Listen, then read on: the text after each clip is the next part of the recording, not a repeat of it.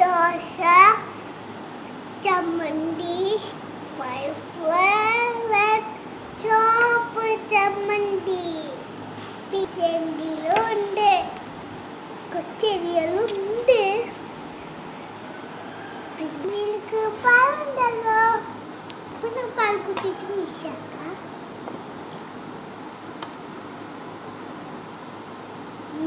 ഞാൻ എന്താ മിക്സ കണ്ട് ഗൈസ്. ബൈ. ഉച്ചക്കത്തെ ലഞ്ചിന് വരാം. ബൈ.